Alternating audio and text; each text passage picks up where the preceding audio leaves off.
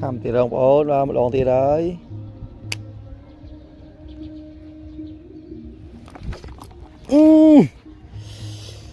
ô ông lần đo này đấy ôi đặt nồi bát lệ một toàn trâu không ô là co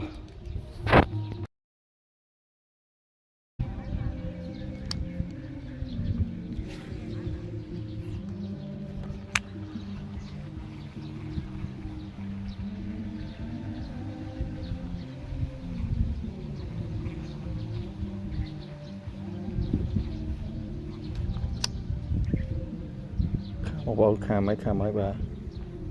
khá mấy trâu lại bà